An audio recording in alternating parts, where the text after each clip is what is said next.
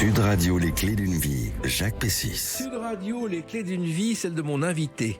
Le Corrézien que vous êtes s'est fait un devoir de montrer que l'image de votre terre natale n'est pas seulement liée à celle du monde politique. Vous le démontrez dans des livres sur des personnalités du monde de la culture qui méritent de ne pas être oubliées. Bonjour François Soustre. Bonjour. Alors c'est vrai que vous êtes un Corrézien. Vous avez publié plusieurs livres. Le dernier, Colette de Jouvenel, la fille de Colette, Courage et résistance, aux éditions 100 000 milliards. On va en parler tout à l'heure. On va évoquer votre parcours. Et puis, nous sommes le 26 janvier. Et c'est aujourd'hui le 6e anniversaire du départ de Michou. Or, Michou, je crois que vous avez écrit un livre sur lui, même deux. Deux livres. Je l'ai rencontré en 2005 grâce à mon ami Annie Dupéré qui m'a amené au cabaret. Et bien justement, on va en parler tout à l'heure de Michou, parce que d'abord, je voudrais qu'on revienne sur votre parcours. Et Annie Dupéré, justement, elle est liée à la première date que j'ai choisie, le 30 octobre 2015. Écoutez. Dès que j'arrivais à Mérignac, les murailles s'écroulaient. La voix d'Annie Dupéré qui redonne vie à Simone de Beauvoir. Lit Simone de Beauvoir dans un extrait sur France 3 Limousin, et c'est un extrait d'un de vos livres. Voilà, Simone de Beauvoir, romantique en Corrèze, et nous l'avons lancé le livre dans la maison de famille de Simone de Beauvoir, près d'Uzerche, à Mérignac. Oui, en fait, c'est un lieu où Simone de Beauvoir a passé les vacances de son enfance chez son grand-père. C'est là qu'elle découvre la première liberté. On dit toujours qu'elle s'est émancipée auprès de Sartre, mais la première liberté qu'elle a connue, c'est en Corrèze, c'est à Mérignac, avec un grand-père aimant. Et il se trouve que aujourd'hui, cette maison, il y a un parc, et c'est le petit-neveu de Simone de Beauvoir, Martial Doria, qui fait visiter le parc, quoi. Voilà, ils ouvrent une fois par an et à date dans l'année, avec sa femme Danielle, ils ouvrent le parc et on voit encore tous les arbres et toutes les plantes et le décor de Simone de Beauvoir. Alors, Annie Dupéré, lisant Simone de Beauvoir, pour vous, c'est arrivé comment? Ça s'est fait comment? Alors, avec Annie Dupéré, c'est une longue histoire d'amitié. On s'est rencontrés en 2005 lors d'un premier livre que j'avais écrit sur Marguerite Moreno, et on s'est rencontrés à Brive à la foire du livre puisqu'il y avait un projet d'adapter pour le cinéma mon livre sur Marguerite Moreno. Et en fin de compte, point d'adaptation au cinéma, mais une solide amitié s'est créée entre nous. Alors il se trouve que Annie Dupéré est venue en Corrèze, et soyons clairs, venir en Corrèze, c'est pas toujours simple. Moi, je me souviens d'un jour d'une conférence que j'ai donnée en Corrèze. Je crois que c'est 4h30 de train, et puis il y a quand même Uzerche, le point noir des automobilistes, avec des bouchons presque aussi importants qu'à Paris. Alors là, ça s'est arrangé puisqu'on a une autoroute, donc oui. Maintenant la ville d'Uzerche c'est désengorgée, mais comme disait Jacques Chirac, la Corrèze c'est loin mais c'est beau. Voilà, effectivement, le train c'est hallucinant. Pendant des années, il fallait, et je sais pas, aujourd'hui il faut toujours 4h30. Alors voilà, on a eu le train le plus rapide d'Europe avec le Capitole, inauguré en 67, et on a maintenant une des lignes les plus défavorisées, même si les travaux sont en cours et qu'on nous promet une amélioration en 27. Alors François Soustre, dans ce livre que vous avez consacré à Simone de Beauvoir, on apprend ses débuts amoureux avec Jean-Paul Sartre qui se sont déroulés justement dans ce lieu.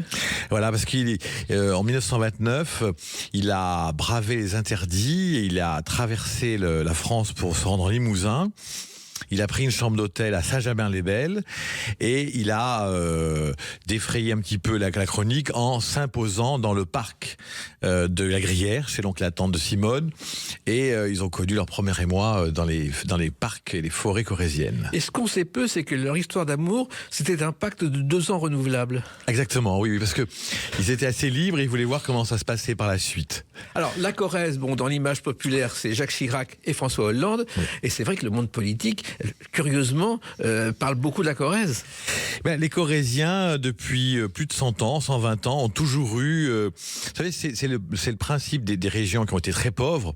Il a toujours fallu porter un des nôtres à Paris pour défendre les intérêts d'une campagne, d'une province éloignée. Donc, on a eu Henri de Jouvenel, on a eu Charles Pinasse, on a Jacques Chirac, le président Riqueuil aussi, Jacques Chirac et François Hollande. Alors, vous êtes, non seulement un fan, mais un natif de la Corrèze, et vous êtes ce qu'on appelle un auteur local. C'est-à-dire qu'il y a beaucoup en France d'auteurs locaux comme ça. On en voit dans les salons qui quelquefois s'auto-éditent. C'est quelque chose de rare et de mal connu.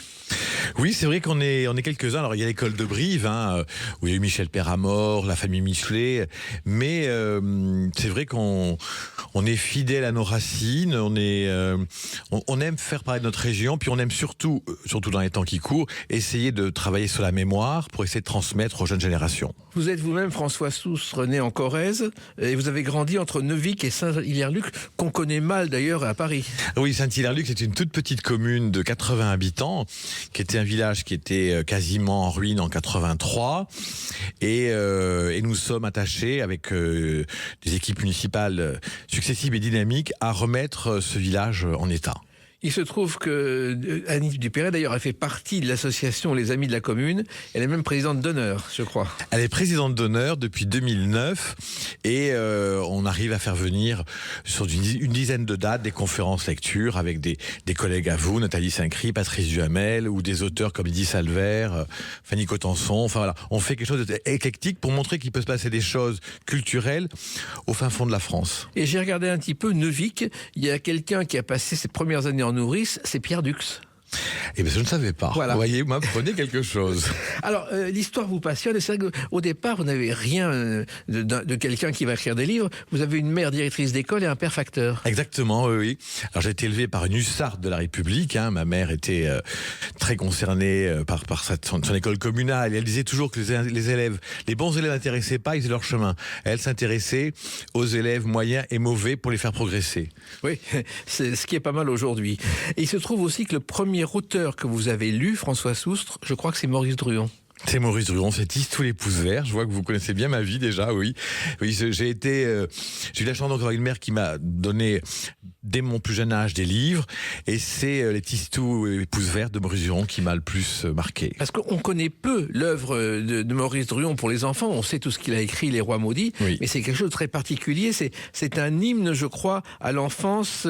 Et c'est un conte pacifiste. Voilà, donc c'est ça. J'ai été bercé par des parents et par Maurice Druon, par ce conte pacifiste. Et pourquoi ce conte ? Parce que je trouvais que ce petit garçon qui, avec ses doigts sur les marchands d'armes et sur tout ce qui était, pouvait faire pousser des fleurs, je trouvais ça assez magique. Et effectivement, cette œuvre de Maurice Druon est assez méconnue du grand public. Et là, il est un peu oublié, mais j'espère que, comme d'autres auteurs, il sera redécouvert un jour. Alors, il faut savoir qu'il est enterré à l'abbaye de Notre-Dame de la Fèze, où il a vécu. Et c'était très particulier chez lui, lorsqu'il invitait des gens. Il y avait le petit déjeuner en peignoir et après il fallait être en costume cravate au déjeuner. Et il y avait un mot écrit en anglais parce que le prince Aga Khan est venu, c'était « La conversation est découragée au petit déjeuner. Si vous voulez parler, veuillez demander une table séparée. » C'est formidable. C'était une sorte de folie. Ah oui, Alors, au départ, votre profession, c'est antiquaire. Mais antiquaire dans un petit village, François Soustre, c'est pas si courant. Non, c'est un défi. C'est-à-dire, moi, j'ai eu la chance de faire une partie de mes études à Limoges pour un CAP de tapissier décorateur et après une formation aussi à l'école Boulle. Mais mon but était de reprendre cette grange que j'allais restaurer pour créer ce magasin qui a 41 ans aujourd'hui. Et je crois que j'ai eu quelqu'un qui m'a beaucoup compté pour moi à Paris, qui s'appelait Madeleine Castin, qui était antiquaire. À l'angle de la rue Jacob et rue Bonaparte, et elle m'a donné les clés de la liberté. Elle m'a dit, soyez vous-même, créez un vrai magasin avec une vraie personnalité. Parce que antiquaire, en général, on ne fait pas d'études. Alors non, on apprend sur le tas, on avait une vieille cousine antiquaire, mais moi je suis né avec cette passion. Je crois qu'à l'âge de 7 ans, je me suis pris d'affection pour les objets, et surtout prendre des objets en succession dans les lieux morts, et leur redonner une seconde vie, transmettre l'objet. Oui, parce qu'il faut en chercher partout, ils ne sont pas forcément dans un village d'une centaine d'habitants. Non, mais je suis un peu maintenant connu dans le métier, donc on m'appelle pour les successions, pour l'arrangement de famille, et j'essaie toujours de faire des partages équitables pour que chacun puisse se mettre d'accord, et puis je rachète des lots. Il y a un sketch de Poiret et Serrault que vous connaissez peut-être, les deux antiquaires. Oui. Et ben c'est en écrivant ce sketch et en le revoyant ensuite que Jean Poiret a eu l'idée de la cage aux folles. Exactement. Alors il se trouve que dans le monde des antiquaires, il y a aussi beaucoup de faux. Il faut faire très attention à ça. Alors moi, j'ai toujours privilégié des choses anciennes et puis quelque chose dans une grange restaurée, il y a des petits salons reconstitués où je reçois les gens, on s'assoit, on discute et c'est comme ça que j'en suis à ma 3e génération de clients. Mais ce qui est étonnant aussi, c'est qu'il y a quelquefois des faux qui passent et c'est énorme. Au château de Versailles, il y a eu un procès énorme parce qu'il y avait des faux meubles qui ont été vendus au château de Versailles par un antiquaire américain. Voilà, alors, on va dire que les antiquaires, des fois, comme profession, il y a des gens plus ou moins honnêtes, mais là, c'est quand même quelque chose de très fort, hein, très, très gros. Moi, j'essaie toujours de faire que les choses anciennes. Et en fait, pour connaître les choses anciennes, il faut un lourd passé, il faut une grande culture. Ben, j'ai beaucoup lu, j'ai vu, il faut toujours voir des choses. Et puis, c'est un métier qu'on peut faire de 18 ans à 150 ans si on y arrive, parce qu'on apprend toujours. Et en Corrèze, vous êtes pratiquement le seul antiquaire de Corrèze, François Soustre. Alors j'ai d'autres collègues, bien entendu, hein, mais je suis le plus vieux, le doyen des antiquaires de Corrèze maintenant. Mais dans un petit village d'une centaine d'habitants, on peut ouvrir une grange et la transformer en boutique ? Oui, c'était le pari un petit peu fou que j'avais quand j'avais 18 ans. Et par mes connaissances ou le côté où j'accueille les gens, j'aime rencontrer du monde, voir d'où viennent les gens, et puis sentir leur sensibilité et leurs besoins, et puis je trouve ce qu'ils me demandent, et puis ils choisissent, voilà. Alors ça, c'est le passé, mais ça ne vous empêche pas de vous intéresser au monde moderne. Et on va l'évoquer à travers une autre date qui ne vous concerne pas, mais qui est importante, le 26 janvier 2020. A tout de suite sur Sud Radio avec François Soustre. Sud Radio, les clés d'une vie, Jacques Pessis. Les clés d'une vie, mon invité François Soustre. On a évoqué vos débuts en Corrèze, votre terre natale. Nous parlerons tout à l'heure de Colette de Jouvenel, Courage et résistance, un livre que vous publiez sur la fille de Colette aux éditions 100 000 milliards. Mais aujourd'hui, le 26 janvier, eh bien, ce sont les 6 ans du départ de celui dont vous allez reconnaître la voix. Moi, je suis Michou, mi figue, mi raisin, mi cuir, mi gamin, mi mort, mi pingouin. Moi, je suis Michou. Alors, écoute, Michou nous a quittés voici 6 ans aujourd'hui. Il est toujours présent dans les mémoires. Et vous l'avez connu, vous avez écrit un livre, Michou, Prince bleu de Montmartre, au Cherche Midi. Comment êtes-vous entré en contact? Comment êtes-vous devenu le biographe de Michou? Alors, j'ai rencontré Michou en 2005 grâce à Dany Dupéré, qui m'avait emmené pour me montrer L'homme en bleu. Et puis, ce génial, alors c'est un génial chef d'entreprise qui a quand même duré 63 ans de cabaret. Et puis, il avait inventé un transformisme, un type de transformisme qui n'existait pas auparavant. Donc, j'ai été touché par l'esprit de Michou, par sa grande culture, sa connaissance de l'histoire parisienne, et l'histoire tout court, parce qu'il a traversé presque un siècle avec une mémoire prodigieuse, et puis son côté solaire. Alors, il se trouve qu'un jour, sa nièce Catherine vous demande d'écrire un livre, car il n'y avait pas de biographie de Michou. Alors, au début, Michou, apparemment, il y a eu 12 auteurs qui sont collés, dont Roger Perfit dans les années 80-70, je crois. Il y a eu 12 auteurs qui ont essayé. Ça ne marchait pas. Et puis, en 2015, on me l'a présenté pour faire sa biographie. Bien sûr, c'était un attentiste. C'est sa nièce Catherine qui lisait les livres et elle donnait un petit peu son avis. Et le pari a été fait de travailler avec Michou sur sa vie. Et il vous a raconté sa vie. Il m'a raconté sa vie. Alors, moi, je sortais d'une recherche sur Simone de Beauvoir. Là, j'ai vraiment fait le grand écart. C'est-à-dire, travailler avec Michou, c'est rendez-vous à 9h30 à l'appartement, le café, le peignoir bleu, puis le coiffeur, puis on part à la Mascotte. Un restaurant de Montmartre. Restaurant de Montmartre. Et après, on fait les grandes tables de Paris. On fait 7-8 lieux par jour. Oui. Il y a beaucoup de monde autour de lui, oui. Des gens qui viennent des États-Unis, des Belges, des Marseillais. Donc nos séances de travail au début ont été compliquées parce qu'il y a beaucoup de monde. Et c'est que c'est un homme qui, enfin, moi j'avais 120 ans physiquement et lui en avait 25. C'est-à-dire il n'arrêtait pas de bouger. Mais au bout de quelques temps, je dis maintenant il faut qu'on ait des séances de travail ensemble, 100 personnes, et on allait à la Lorraine, cette brasserie où on pouvait vraiment travailler. Et ce qui m'a le plus touché au début, c'est le début de sa vie. Oui, parce qu'au début de sa vie, on le connaît peu. Il s'appelle Michel Cathy, parce que son père s'appelle Cathy, mais son père, il l'a pas beaucoup vu. Et non, son père, il l'a pas beaucoup vu. Il est né le 18 juin 1931. Oui, c'est pour ça qu'il s'appelait la Belle du 18 juin. La Belle du 18 juin. Et il a été élevé par une grand-mère aimante, la grand-mère Élise, qui était mariée à un contrôleur. Alors, comme disait Michou, elle ne sait ni lire ni écrire, mais elle sait compter. Et il a eu une enfance très heureuse auprès d'une grand-mère très très aimante. Alors il faut savoir que Michou, vous le dites dans ce livre, est né en Riant et que sa mère avait un côté bout en train. Alors de sa mère, il a ce côté gai, joyeux, qui aime s'amuser, qui aime chanter, qui aime l'accordéon et puis qui aime la France. Alors, il se trouve que Michou donc grandit en Picardie, à côté d'Amiens, et puis sa mère se remarie avec un monsieur qu'elle drague parce qu'il déchargeait des caisses. Ah oui, parce qu'elle est très... Autant grand-mère Élise est assez sévère et stricte, autant Lucienne, la maman de Michou, elle est prime sautière, elle aime rire, elle aime sortir. Eh bien, elle va rencontrer ce monsieur le maire à qui elle va se sortir et se marier. Mais Michou va garder le nom de Michel Cathy, son nom de naissance. Toujours. Il se trouve aussi donc que cette grand-mère a été importante et Michou racontait qu'il l'imaginait en fermière dans une bande dessinée Sylvain et Sylvette. Tout à fait, c'est ça. En fin de compte, de grand-mère Élise jusqu'à la veille de sa mort, elle l'a accompagnée. Toute sa vie, elle l'a accompagnée. Et il n'en parlait pas beaucoup en plus. Alors il en parlait très peu avant, c'est pour ça que dans son livre, la biographie, les gens ont découvert, le public a découvert, les lecteurs ont découvert qu'était l'enfance de Michou. Parce qu'il a, sur des côtés extrêmement théâtral et oui, il a un côté très pudique. Complètement. En même temps, il y a des choses extraordinaires.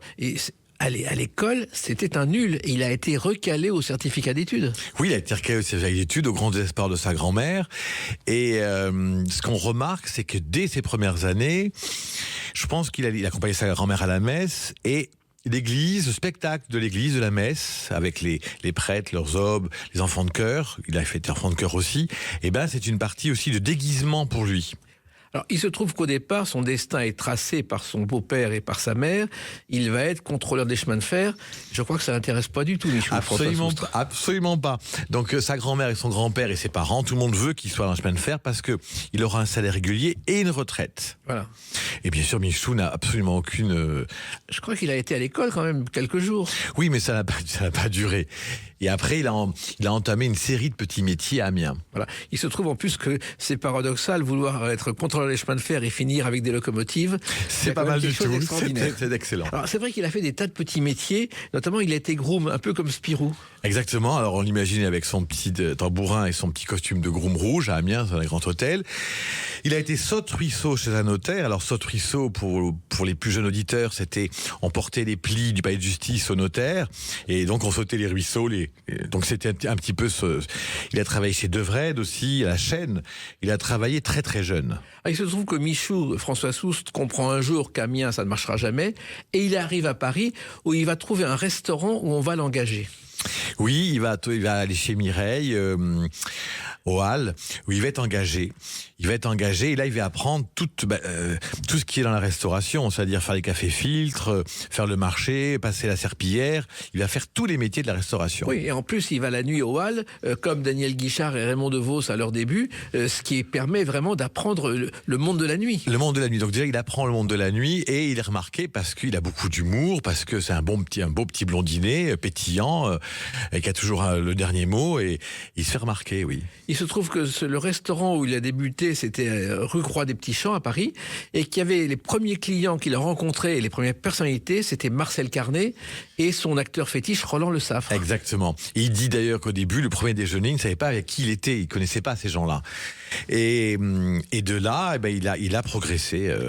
Alors, Roland Le Saffre, on a un peu oublié son nom. Il faut savoir qu'il a débuté, il a connu Jean Gabin lorsqu'il était dans la marine, et ensuite il a travaillé avec Marcel Carné. Et aujourd'hui, boulevard de Clichy, il y a une promenade Roland Le Saffre en hommage à l'acteur. Et ils sont enterrés dans le cimetière de Montmartre tous les deux. Voilà. Alors il se trouve que donc Michou apprend son métier, et puis petit à petit, il s'intéresse au monde de la nuit. Alors, il s'intéresse au monde de la nuit. Alors il dit que pendant quelques années, il a vécu de ses charmes et il a découvert Place Blanche, un cabaret tenu par Gaston Baheu, le Liberties. Qui était le grand cabaret à la mode, qui est l'ancêtre des transformistes. Exactement. Et avec Tonton de Montmartre, qui sort d'un milieu aussi modeste que celui de Michou, mais de Boulogne-sur-Mer. Et de ce cabaret, il en est tombé amoureux. Mais il se trouve aussi qu'on a oublié, toutes les grandes vedettes sont un jour ou l'autre passées dans ce cabaret qu'on appelait chez Tonton. Chez Tonton, qui a ouvert son cabaret en décembre 40 jusqu'en 57. Et ça a été le cabaret qui a reçu le plus... Il a lancé beaucoup de monde, Tonton. Et il y a aussi le Carrousel, où Joséphine Baker s'est produite à ses débuts. Exactement. Tout ça, c'est une tranche d'histoire de la vie parisienne. Et Michou, bien sûr, c'est beaucoup inspiré de ses tontons. Oui, parce que Michou, il a découvert un jour Montmartre. C'est arrivé comment, François Soustre ? Alors, il est arrivé à Montmartre dans les années 40. Il a eu un compagnon, le Grand Robert. Et puis, il s'est lié avec une Denise qui tenait Place d'Abbesse, le Stop Bar. Et en fin de compte, c'est quoi un Stop Bar ? Le Stop Bar, c'était un petit bar, c'était une Lilloise, un personnage en couleur, Denise, qui était crépée de sa mère d'ailleurs. Et puis, il fréquente un établissement rue des Martyrs, qui est un bar un peu d'entraîneur. Et Olga, qui tient ce bar, lui dit, elle aimerait l'embaucher. Et puis Michou dit non, j'ai pas envie de travailler avec vous. Ça, on va parler tout à l'heure, mais il y a une chose qui m'a quand même étonné, c'est que Michou a fait son service militaire. Ah oui, parce que Michou, il le fait à Coblence, si ma mémoire est bonne. Et il est très patriote, il est au mess des officiers. Mais Michou, il a une image très attachée à la République. Et il se trouve aussi que, au service militaire, il va rencontrer un certain Jacques-Charles Dufresnoy. Exactement, qui va devenir la future coccinelle. C'est extraordinaire, ça. Et c'est avec eux qu'ils vont commencer à flirter dans des endroits qui étaient interdits, puisque je vous rappelle que l'homosexualité était interdite, passible. Voilà. Et j'ai reçu, voici quelques mois, Ziz, qui m'a raconté comment elle a épousé Coccinelle en direct chez De Chavannes, avant de rencontrer un transformiste de Michou qui s'appelle Thierry Wilson. Exactement, vous connaissez bien l'histoire. Donc ça veut dire que là aussi, ils étaient précurseurs. Très précurseurs, il aime s'amuser, mais aussi, derrière l'amusement, il travaille beaucoup. Et l'idée du spectacle remonte à l'enfance. Et bien justement, on va en parler à travers une autre date, le 27 février 1968. A tout de suite sur Sud Radio avec François Soustre. Sud Radio, les clés d'une vie, Jacques Pessis. Sud Radio, les clés d'une vie, mon invité François Soustre, une double actualité. Ce livre, Colette de Jouvenel, Courage et Résistance, qu'on va évoquer dans quelques instants, aux éditions 100 000 milliards. Et puis ce Michou, car il nous a quittés voici 6 ans. Vous êtes le biographe de Michou, avec ce livre Michou, Prince bleu de Montmartre, au Cherche Midi. Et la date du 27 février 68 est importante, car c'est le début de Michou, c'est le Mardi Gras de 68. Avec Eugène et Lucien, ils avaient décidé de se déguiser et de faire une soirée pour s'amuser, la soirée de Mardi Gras. On va s'amuser au cabaret. Et en fin de compte, dans cette soirée extrêmement vivante et où il y a eu une ambiance formidable, il y avait un journaliste, Edgar Schneider, qui a trouvé ça formidable et qui a fait un article quand Paris se travestit. Et c'est parti comme ça. Et c'est de cette date-là où Jean-Claude Brialy est arrivé au cabaret. Et après, une succession d'artistes, de politiques, d'écrivains se sont rendus chez Michou. Alors, il faut savoir que tout a commencé lorsque Michou s'est retrouvé au 80 rue des Martyrs, dans ce lieu où il ne voulait pas aller, qui était un restaurant dont on lui a proposé la gérance. Alors, c'est Madame Intel. Oui. Et il n'avait pas un sou. C'est un ami qui lui a prêté 2500 francs à l'époque, Georges. Et il a repris cette gérance qui était dans un état lamentable. Alors, avec son beau-frère, sa sœur, tout le monde, c'est une équipe, ils ont tout nettoyé, tout restauré, et il a commencé par faire une discothèque au sous-sol. D'abord, il y avait un restaurant, c'était un restaurant fréquenté par les Corses et les prostituées. Exactement, voilà, tout à fait. Et là, il a vraiment nettoyé tout ça, si on peut dire, et il a fait quelque chose de très, avec un jukebox. Oui, car il a eu l'idée de placer un jukebox. Voilà, déjà. Et surtout, ça a eu du succès parce que c'était déjà un battleur. Alors là, il n'était pas en bleu à l'époque, il était en costume, mais il était extrêmement... Mais il avait remarqué que ça pouvait vite s'essouffler. Voilà. Oui, mais le jukebox, c'est important parce que finalement, à cette époque, il y avait 2 personnes qui avaient lancé le jukebox. C'était Henri Leproux au Golf Drouot et Michou à Paris. Et le jukebox, je me suis un peu renseigné, le terme apparaît dans les années 30 aux États-Unis. C'est un dérivé du mot argotique juke joint qui désigne un bar où l'on danse. Exactement. Voilà. Donc le jukebox, ça a été le point de départ. Ça a été le point de départ et ça a duré quelques années, effectivement. Et à l'époque, il y avait une chanson qu'on entendait en permanence dans ce jukebox. Chérie, je t'aime, chérie, je t'adore, comme la salsa de pomodoro. À cette époque où Bob Azam avait des succès dans le genre Fais-moi du couscous chéri, qu'on ne peut plus imaginer aujourd'hui. Ah non, pas vraiment là. Mais c'est-à-dire on est quand même dans la France d'après-guerre, les 30 glorieuses, donc on a envie de s'amuser. Et surtout, il relance avec ça. Et plus tard, avec son spectacle Transformiste, il va relancer Montmartre. Oui, mais en même temps, il y a quelqu'un qui est très important, faut pas oublier, c'est Lynn Renaud. Car Lynn Renaud a emmené Michou à Las Vegas un jour, ce qu'on ne sait pas. Alors, elle l'a emmené parce qu'elle est d'Armentières. Ils se connaissent depuis très longtemps. Elle est une des premières, d'ailleurs, à venir, quand elle sort du Moulin Rouge, s'amuser, parce qu'elle est très jeune à l'époque, elle aussi, bien entendu, chez Michou. Et il y aura une amitié de 80 ans.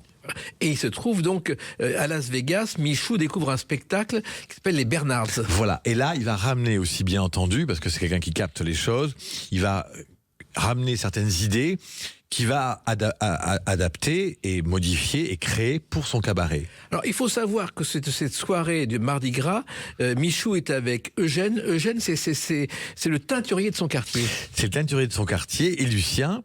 Et ils s'amusent, ils aiment s'amuser. Lucien, c'est le troisième homme. Alors, ils s'amusent.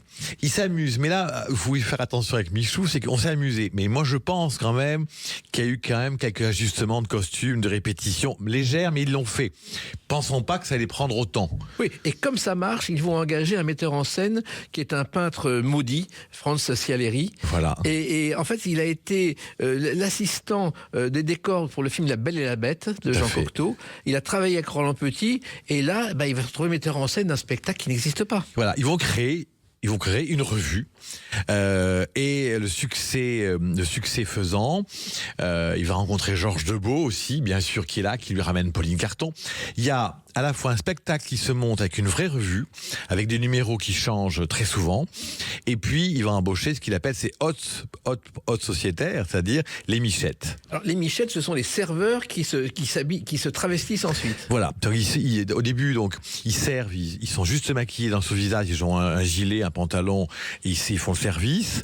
Puis après le service, ils vont se costumer, ils vont se maquiller. Et c'est là que j'insiste que le transformisme est un vrai art, puisqu'en fin de compte, Michou dit, il ne s'agit pas de se peinturer et de passer un disque et de se dandiner. C'est un vrai travail de répétition, de mimétisme, et ce sont des vrais artistes. Et en même temps, ils font ça dans une loge. Moi, la loge est minuscule. Je me souviens de la loge de Michou.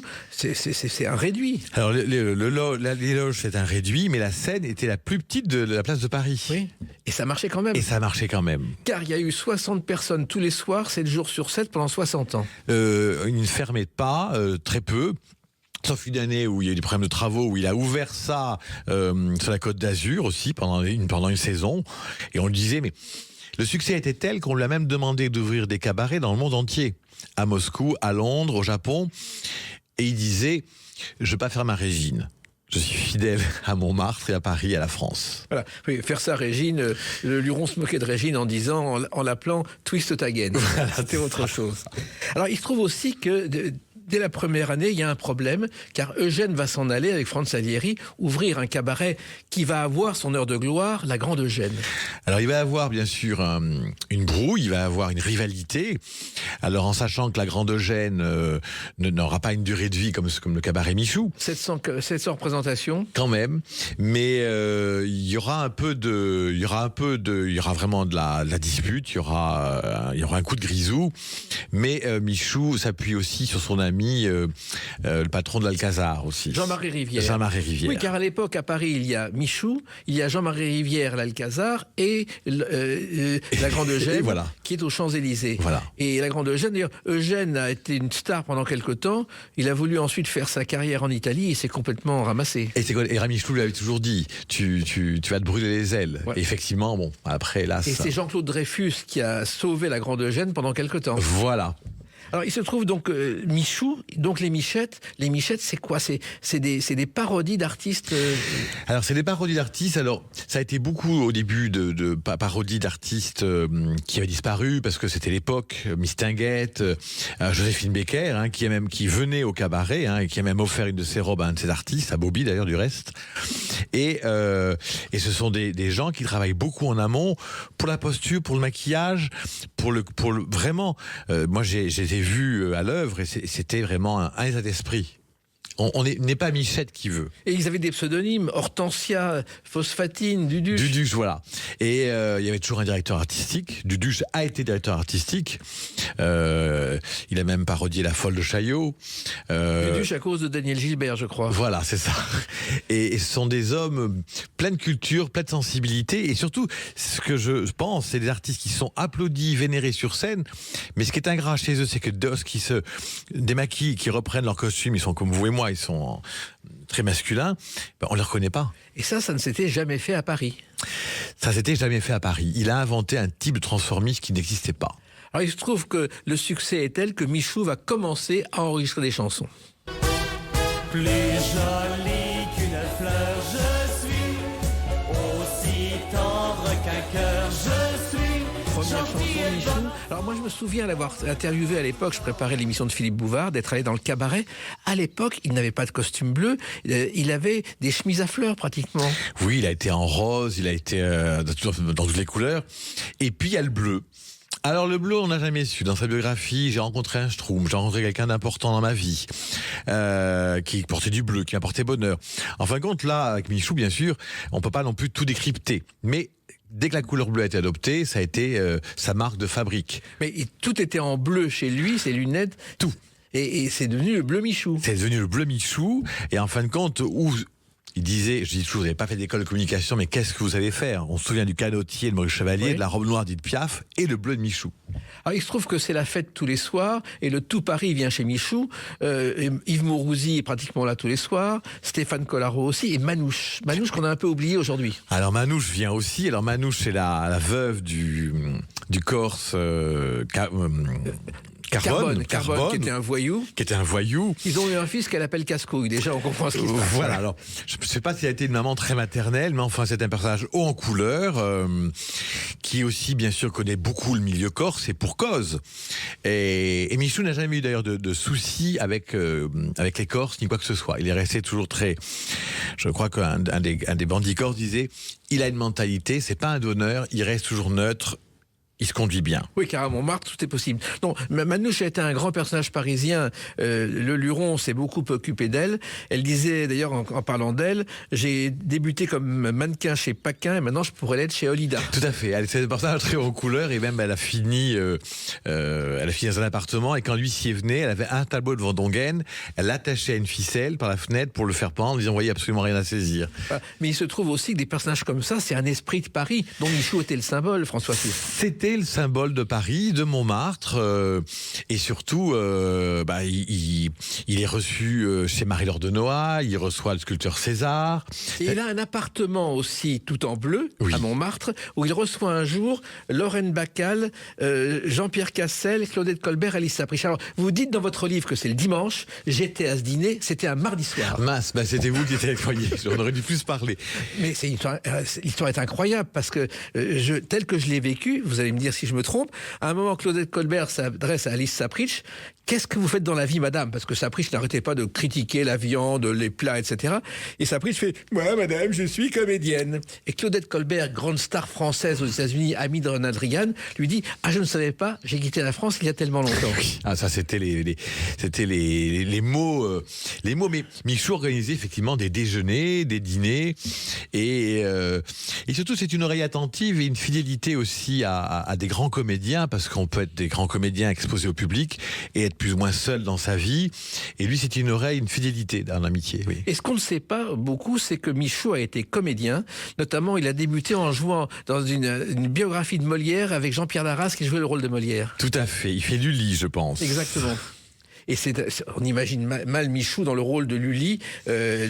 Oui, alors il y a eu ça, et puis après il y a eu la bonne année de Claude Lelouch, où Lelouch avait dit tu ne toucheras pas une thune, mais ça te fera une pub d'enfer. Et c'est vrai, puisque chaque fois que la bonne année repassait, et le cabaret avait des réservations. Cabaret fermé aujourd'hui, hélas. Michou voulait qu'il disparaisse avec lui. Alors il y a deux choses. Michou a voulu, lorsqu'on a écrit avec Sylvain Dufour la première biographie de Michou, il voulait que ça disparaisse. Et puis un jour, Annie Dupéré l'a vu, elle lui a fait une lettre en lui disant, voilà, tu as fait vivre pendant 60 ans les Michettes, mais n'oublie pas qu'ils t'ont fait vivre aussi. Michou dit rien. En juillet 19, il écrit une lettre où il met qu'en fin de compte, son cabaret, s'ils ont le courage et la volonté de le reprendre, Ils peuvent le reprendre, mais ça sera très difficile. Et quand même, malgré tout, en février 2020, il y a 6 ans, Catherine a repris avec l'équipe, mais là, le Covid arrive. Et puis, les habitudes changent aussi. Vous savez, tous ces comédiens dont on parlait, Mireille Mathieu, Dalida, tous ces gens-là qui restaient sur Paris en week-end, sortaient. Les habitudes aussi ont changé. Beaucoup de comédiens travaillent à Paris et partent après en province, dans leur campagne. Et les choses ont quand même changé. En tout cas, Michou, on ne l'oublie pas, et on n'oublie pas son cabaret, même s'il a disparu. Et vous n'oubliez pas non plus Colette de Jouvenel, qu'on va évoquer à travers la date du 15 octobre 2025. À tout de suite sur Sud Radio avec François Soustre. Sud Radio, les clés d'une vie, Jacques Pessis. Sud Radio, les clés d'une vie, mon invité François Soustre. Alors, on a évoqué votre parcours en Corrèze, on a évoqué Michou, dont vous êtes le biographe. Et puis, le 15 octobre 2025, retour en Corrèze et changement de genre, avec un livre, une biographie aux éditions 100 000 milliards, une biographie de Colette de Jouvenel, Courage et résistance. Alors, Colette de Jouvenel, finalement, on connaît le nom de Colette, mais on ne sait pas que Colette de Jouvenel, c'est la fille de Colette. Alors, les lecteurs, les amateurs de Colette, l'écrivain, connaissent le surnom de Colette de Jouvenel, sa fille Belgazou. Mais surnom d'ailleurs que Colette avait déjà de son père. De son père, qui veut dire Beaugazouilly en provençal.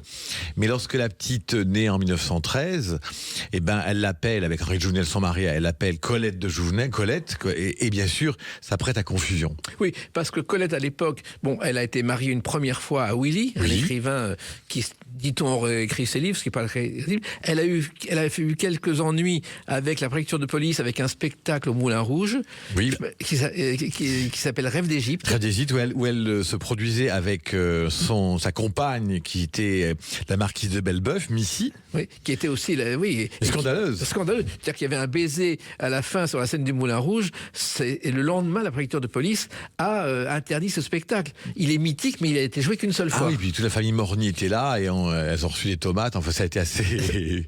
Donc, elle rencontre Henri de Jouvenel, qui est corrézien. Alors Henri de Jouvenel, lui, il est co-rédacteur en chef du Matin, qui est un journal extrêmement connu à l'époque. Le journal Le Matin peut faire tomber un gouvernement, puisque c'est un organe de presse très puissant. Et le coup de foudre s'opère, parce que Colette écrit, elle est fait reporter, et elle rencontre Henri de Jouvenel qui a un rendez-vous. Et là, c'est le coup de foudre. Donc, Henri de Jouvenel va quitter sa maîtresse, Cybèle de Comminges. Colette va quitter la marquise de Morny, Missy, et il va y avoir une histoire d'amour. Oui, et vous le racontez aujourd'hui parce que finalement tout ça, c'est la Corrèze, François Soustre. Alors, c'est la Corrèze parce que si elle est née à Paris, Colette de Jouvenel, sa mère lui rappellera qu'elle a été conçue au château de Castelnovel en Corrèze, le berceau des Jouvenel, qu'elle a été placée bien sûr dès 1914 sous la férule d'une nurse sévère en Corrèze, parce que la guerre était là et qu'on voulait mettre les petits Parisiens à l'abri en la campagne. Colette de Jouvenel a toujours dit qu'elle était trilingue, puisqu'elle parlait en anglais avec sa nurse, le français et le patois avec les petits paysans de sa commune. Et Henri de Jouvenel, finalement, parce qu'on a un peu oublié aussi qui c'était, il a eu de hautes fonctions. Alors Henri de Jouvenel, ça a été un rédacteur en chef, un journaliste brillant, ça a été un sénateur brillant, ça a été un haut-commissaire au Liban qui a écrit la Constitution du Liban en 1925, ça a été un homme d'avant-garde, un conseiller général, et puis il avait une vision de la France vraiment extrêmement moderne. C'est l'un des hommes politiques les plus brillants du premier quart du XXe siècle. Et Colette de Jouvenel, pourquoi avoir écrit cette biographie aujourd'hui, François Soustre? Bonne question, parce qu'en fin de compte, Colette de Jouvenel, je me suis dit, qu'est devenu cet enfant, Belgazou, dans les correspondances des parents et de la mère, surtout ma fille. Et puis, j'ai découvert à travers elle que comment fait-on pour s'épanouir, pour exister quand on est la fille de deux grands quelqu'un, élevée par deux grands chênes. Et en fin de compte, après avoir tâté un peu du cinéma, de la sténo, de la décoration, elle va même faire la décoration de la maison de Suzy Solidor. Suzy Solidor qui était qui avait un cabaret et qui chantait des chansons de marins. Voilà, tout à fait. Et en 1939, Colette de Jouvenel est repartie en Corrèze et elle a été extrêmement courageuse. Elle a un passé de résistante. Et lorsque sa mère vient la rejoindre en exode le 12 juin 1940, dans son château de Curmonte, elle découvre devant elle sa fille qui est une baronne républicaine. Et elle est même assez estomaquée de voir que Jouvenel, pour cet exode de 1940 qui a été un drame, que Jouvenel mobilise les énergies, les maisons, ami avec un médecin qui fait des visites médicales, parce que les gens arrivent déshydratés, fatigués, épuisés. Enfin, il faut imaginer cet exode de 1940 qui a été... Il y a beaucoup de morts aussi, dont on parle peu d'exode. Et elle va se montrer extrêmement déterminée. Et puis, elle va rentrer dans un réseau de résistance avec l'OSE, l'œuvre de secours aux enfants, par sa belle-sœur Louis Dreyfus, et elle va accueillir, protéger pendant la guerre des enfants juifs. Elle va s'occuper des papiers de résistance aussi. Elle va être passeuse. Elle va être très amie avec Roland Malraux, le frère d'André Malraux, et elle va sauver aussi à la fin de la guerre l'instituteur de son village et 3 autres personnes. Elle va voir la commandature pour voir en disant Jean Vidot, mon instituteur, sortez-le de là. Elle reprend son côté baronne de Jouvenel. On est le 28 mai 44 au siège de la commandanture à Brive, on ne rigole pas. Et elle va rejouer son côté Jouvenel. Elle va pêcher une cigarette, il va lui allumer une cigarette. L'officier va apprendre qu'elle est la fille de Colette, donc là, va vraiment pendant 2 heures argumenter en racontant des anecdotes. Et à la fin, elle va dire, écoutez, l'instituteur et 3 autres personnes arrêtées, j'en réponds, c'est pas des théories, ce sont des gens, et elle arrive à les faire libérer. C'est exceptionnel. Oui, exceptionnel. Et puis, elle va être remarquée par le préfet de l'époque, puisqu'il va la nommer au conseil municipal de sa commune. Et surtout, en avril 44, l'ordonnance du général de Gaulle pour le droit de vote des femmes. Et elle va justement rencontrer le général de Gaulle à ce moment-là. Voilà. Alors, elle va accueillir, aux côtés de Général de Gaulle, le premier convoi de déportés, qui est le 20 avril 1945, où elle va faire un article qui va... Dans la presse, elle va commencer son travail de journaliste. Oui, en fait, elle n'est pas journaliste, mais il se trouve qu'elle est à la gare de Lyon. Elle voit arriver ce 20 avril 45 les déportés qui reviennent des camps. Et elle a un choc, parce qu'à l'époque, finalement, on n'en parle pas beaucoup dans la presse. Il y a pas de télévision, on en parle très peu, et puis les Français ne sont pas au courant, les 3/4, ou même 95% ne sont pas au courant de ce qui se passe. Et en faisant ce papier qui sera publié dans Fraternité, ça va la lancer dans le journalisme, où les Américains vont dire, un des magazines américains connus va dire, mais c'est l'une des plus grandes journalistes d'après-guerre, puisque de là, elle va partir en Allemagne. Oui, pour justement voir pendant 3 semaines ce qu'il s'y passe. Voilà. Et elle va faire un reportage qui va beaucoup. Je crois que c'est une rédactrice en chef de Vogue qui a dit, mais c'est une des plus grandes journalistes d'après-guerre. Mais comment ça se fait qu'on l'ait découverte à ce moment-là? Qu'est-ce qu'elle avait de plus pour que justement on la porte au nu de cette façon? Eh ben, elle a une liberté de plume. Elle est féministe 10-15 ans avant Simone de Beauvoir. Elle s'intéresse beaucoup aux droits des femmes dans la résistance. Et ce qui va l'intéresser beaucoup, c'est le retour des déportés. L'itinéraire, le côté social va l'intéresser. Quand un déporté revient, qu'est-ce qu'il fait?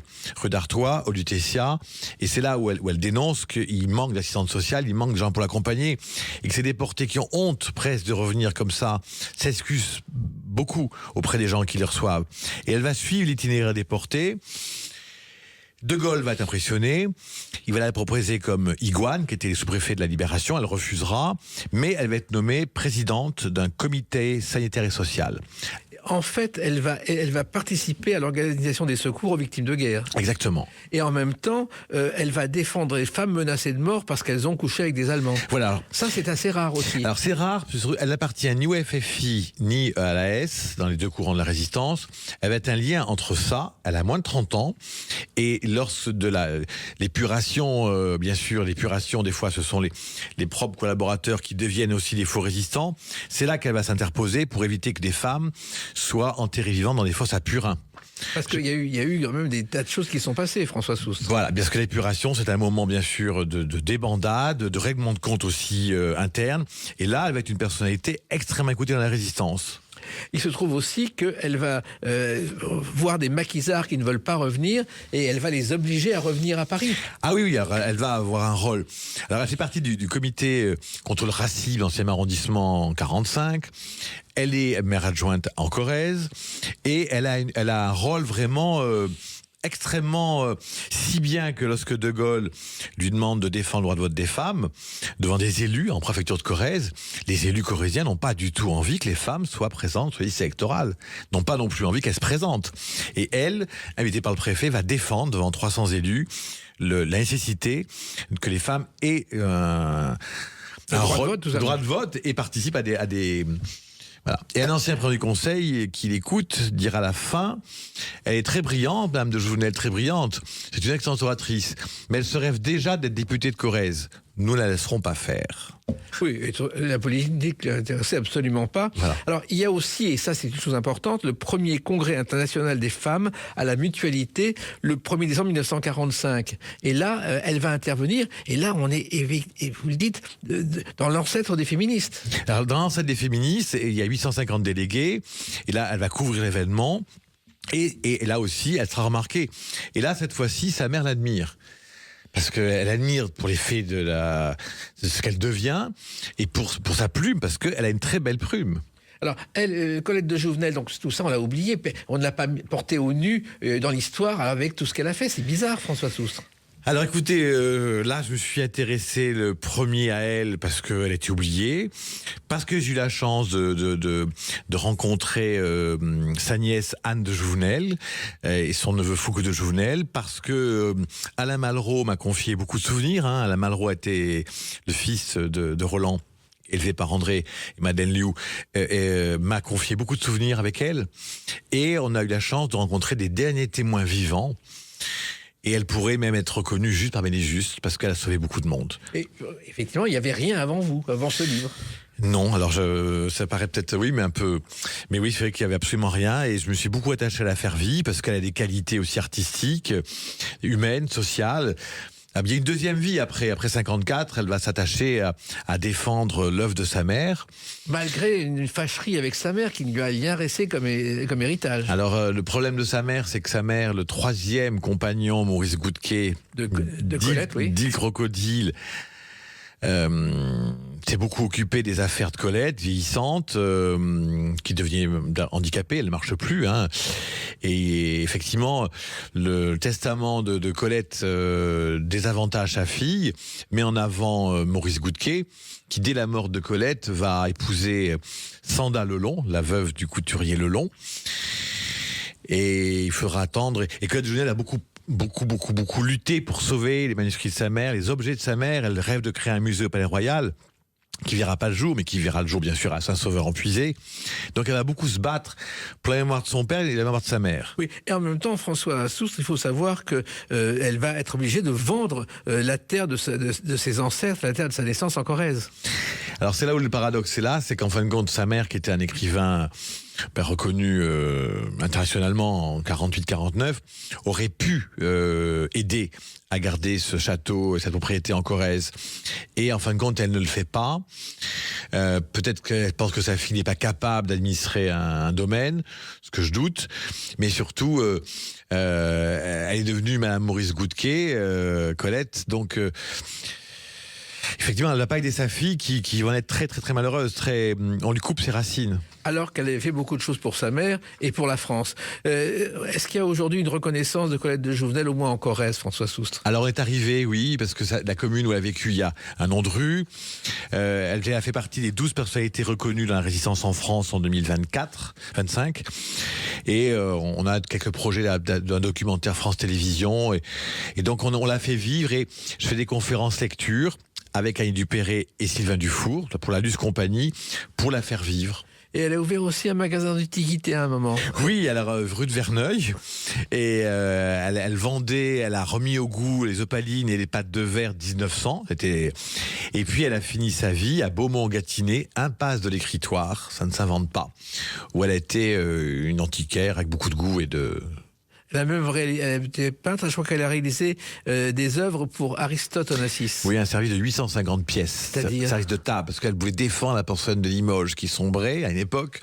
Donc, elle a été voir Prévert pour qu'il fasse des poèmes sur des assiettes, ça marchait pas trop. Et puis, elle avait beaucoup de goût, elle peint très bien, elle dessine fort bien, et elle fait un service de table que Aristote Onassis va acheter. Alors, 850 pièces, c'est beaucoup, mais on se fait beaucoup chez l'Onassis. Exactement. Écoutez, tout ça fait que Colette de Jouvenel mérite d'être reconnue avec ses mots courage et résistance, et ce livre est quelque chose qui devrait contribuer à son immortalité. Écoutez, on y travaille, je vous remercie infiniment, parce que on reparle d'elle, on lui rend la lumière qui lui a tant manqué. En tout cas, je recommande à celles et ceux qui nous écoutent, qui aiment Colette, de découvrir le livre racontant sa fille, François Soustre. C'est aux éditions 100 000 milliards. Je Je vous remercie. Merci et continuez ainsi ces combats. Merci infiniment. Les clés d'une vie, c'est terminé pour aujourd'hui. On se retrouve bientôt. Restez fidèles à l'écoute de Sud Radio.